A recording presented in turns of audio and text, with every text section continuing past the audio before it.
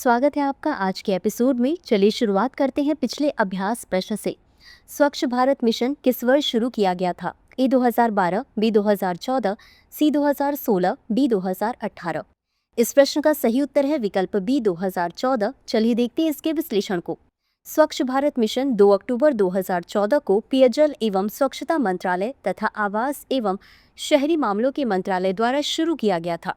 इसे ग्रामीण क्षेत्रों के लिए एसबीएम ग्रामीण तथा शहरी क्षेत्रों के लिए एसबीएम शहरी में भी विभाजित किया गया, अतः विकल्प बी सही है।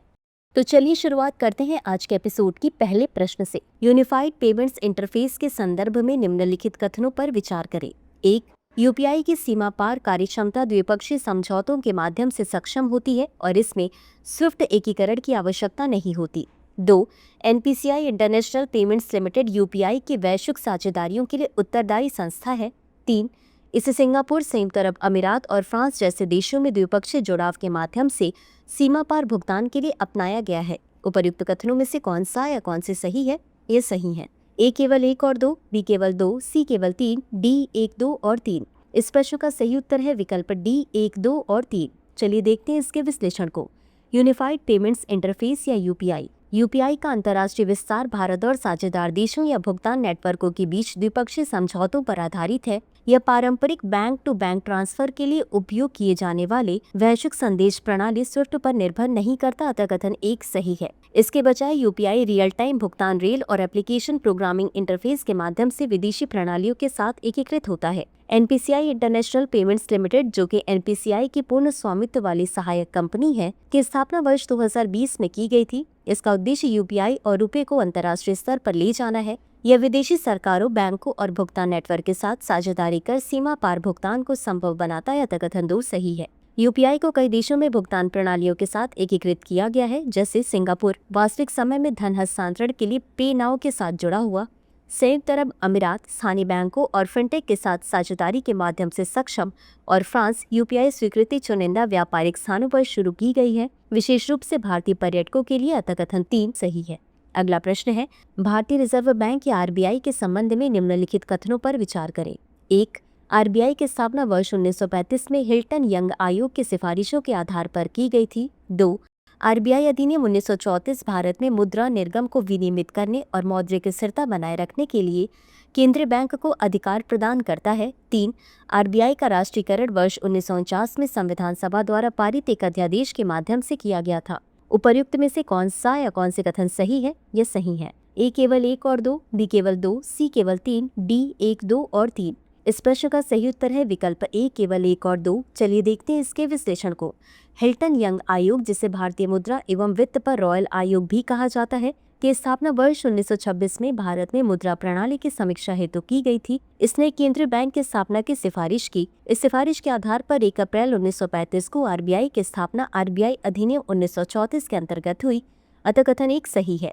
आरबीआई अधिनियम 1934 वह मूल विधिक अधिनियम है जो भारतीय रिजर्व बैंक की शक्तियां और कार्य परिभाषित करता है। यह अधिनियम आरबीआई को बैंक नोट जारी करने, मुद्रा प्रणाली को विनियमित करने, मौद्रिक स्थिरता बनाए रखने, सरकार का बैंकर बनने तथा मौद्रिक नीति उपकरणों के माध्यम से क्रेडिट और मुद्रास्फीति को नियंत्रित करने की शक्ति देता है, अतः कथन 2 सही है। भारतीय रिजर्व बैंक का राष्ट्रीयकरण 1 जनवरी 1949 को भारतीय रिजर्व बैंक लोक स्वामित्व में अंतरण अधिनियम 1948 के माध्यम से किया गया था, न कि संविधान सभा द्वारा पारित किसी अध्यादेश से। प्रारंभ में आरबीआई एक निजी स्वामित्व वाला संस्थान था, जिसे स्वतंत्रता के बाद पूर्ण रूप से सरकारी स्वामित्व में लाया गया, अतः कथन 3 सही नहीं है। प्रारंभ में आरबीआई एक निजी स्वामित्व वाला संस्थान थी, जिसे स्वतंत्रता के बाद पूर्ण रूप से सरकारी स्वामित्व में लाया गया। अगला प्रश्न है, राष्ट्रीय आपदा प्रबंधन प्राधिकरण के संदर्भ में निम्नलिखित कथनों पर विचार करें। 1. भारत के प्रधानमंत्री एनडीएमए के पदेन अध्यक्ष होते हैं। 2. एनडीएमए को राज्य सरकारों पर आपदा तैयारी दिशा निर्देशों का पालन न करने पर दंड लगाने का अधिकार प्राप्त है। 3. भारत की आपदा प्रबंधन रूपरेखा, जो एनडीएमए के अंतर्गत कार्य करती है, shehnai framework for disaster risk reduction के अनुरूप है, जो सक्रिय जोखिम न्यूनीकरण और लचीलापन निर्माण पर बल देती है। उपर्युक्त कथनों में से कौन सा सही है? ए केवल 1 और 2, बी केवल 1 और 3, सी केवल 3, डी 1, 2 और 3। इस प्रश्न का सही उत्तर है विकल्प बी केवल 1 और 3। चलिए देखते हैं इसके विश्लेषण को।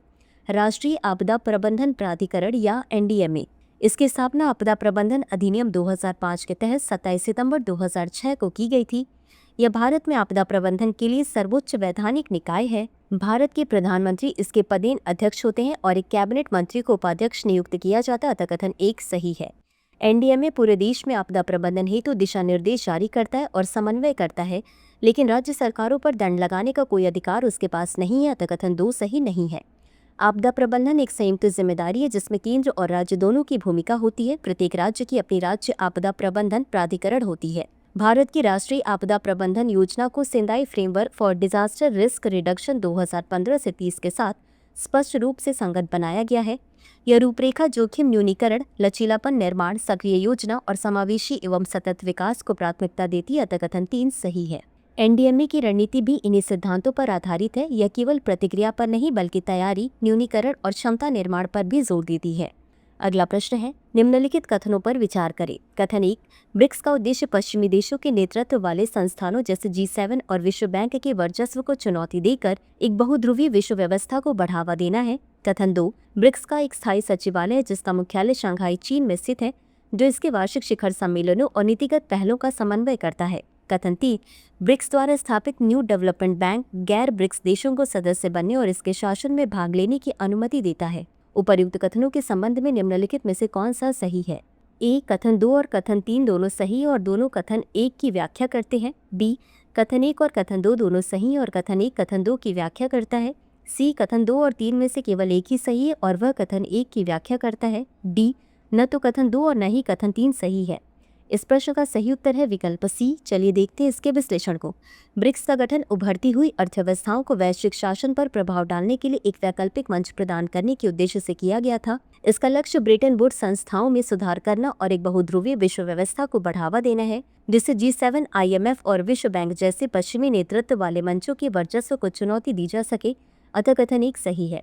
ब्रिक्स का कोई स्थायी सचिवालय नहीं है। यह सदस्य देशों द्वारा आयोजित वार्षिक शिखर सम्मेलनों और घुलनशील अध्यक्षता के माध्यम से कार्य करता है। समन्वय उस वर्ष के अध्यक्ष राष्ट्र द्वारा किया जाता है। अतः कथन 2 सही नहीं है।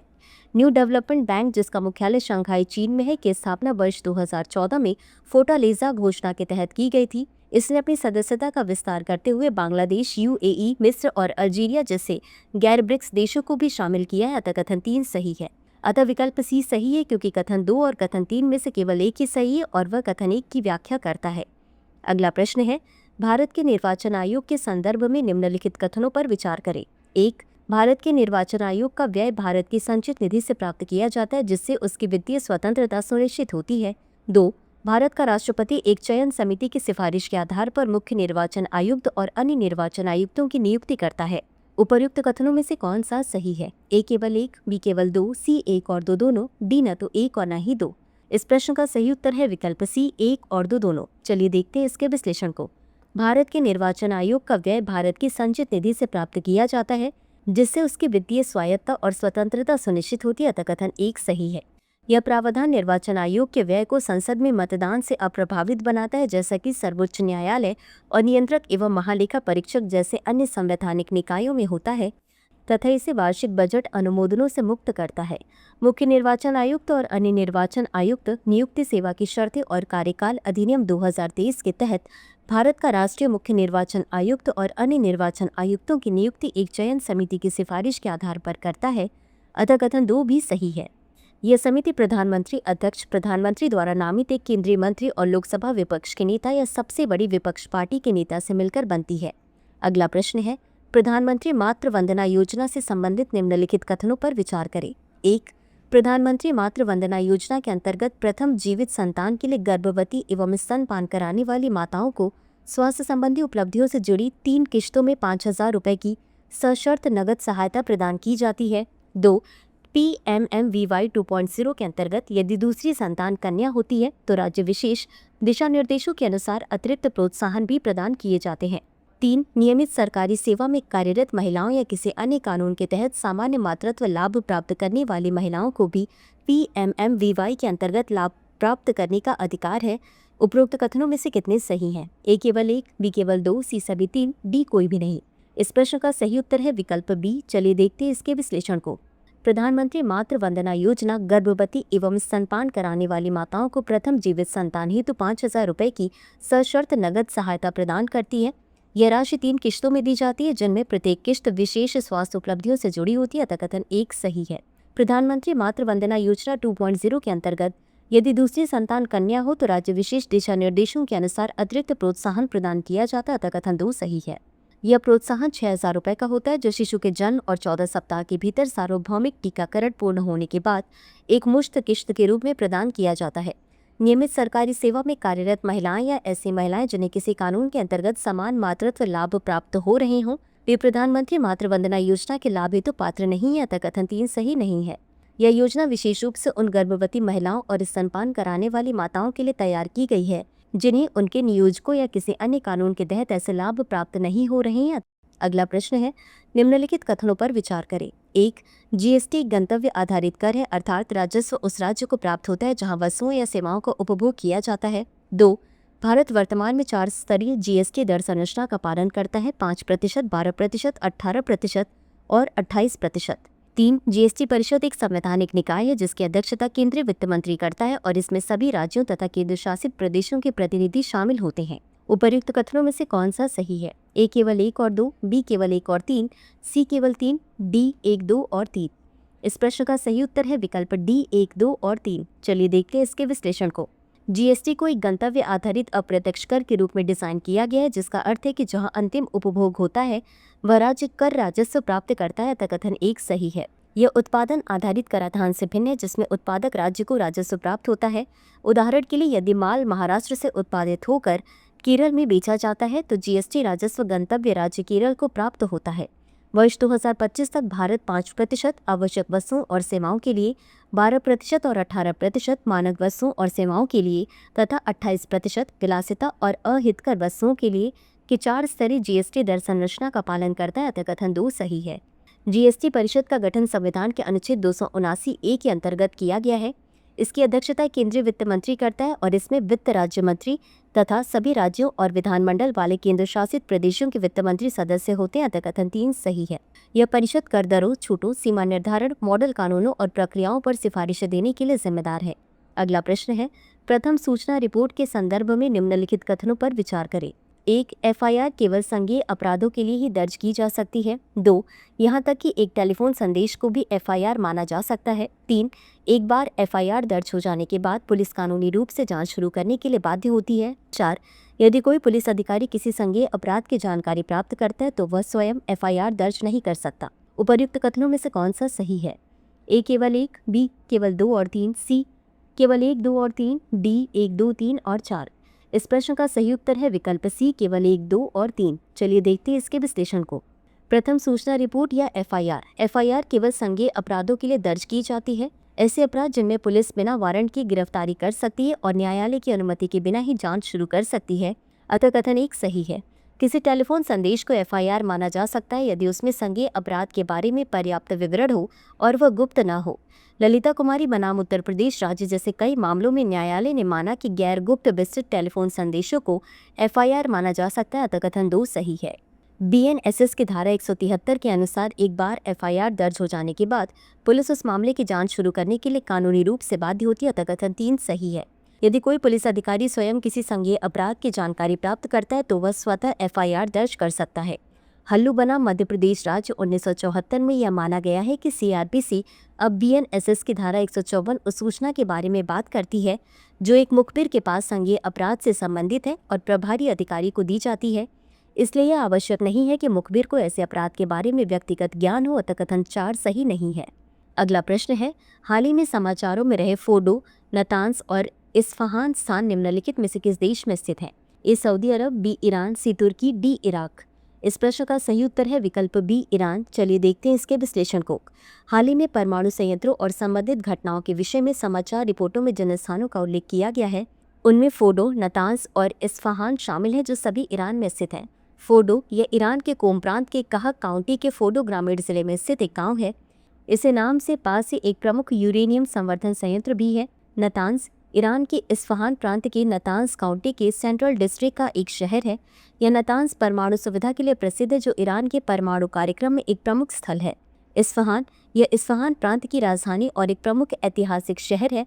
यद्यपि यह मुख्यतः अपनी सांस्कृतिक विरासत के लिए जाना जाता है, लेकिन क्षेत्रीय सुरक्षा और परमाणु मुद्दों से जुड़े समाचारों में इसका उल्लेख कभी कभी होता है, तब विकल्प बी सही है। इसी के साथ अंत में देख लेते हैं आज के अभ्यास प्रश्न को।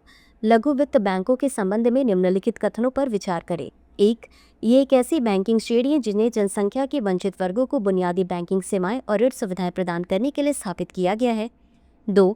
ये भारतीय रिजर्व बैंक द्वारा विनियमित होते हैं। 3. सभी आरबीआई के सावधानीपूर्वक मानदंड और विनियमन पैच 3. सभी आरबीआई के सावधानीपूर्वक मानदंड और विनियम जिनमें सीआरआर तथा एसएलआर की आवश्यकताएं शामिल हैं, वाणिज्यिक बैंकों पर लागू होते हैं लेकिन लघु वित्त बैंकों पर लागू नहीं होते। उपर्युक्त कथनों में से कितने सही नहीं है? ए केवल 1, बी केवल 2, सी सभी 3, डी कोई भी नहीं। इस प्रश्न का उत्तर कमेंट बॉक्स में जरूर दें। आज के लिए बस इतना ही। धन्यवाद। डियर व्यूअर्स, अपने एग्जाम की तैयारी को और बेहतर करने के लिए हमारे चैनल को लाइक, शेयर और सब्सक्राइब करना न भूलें।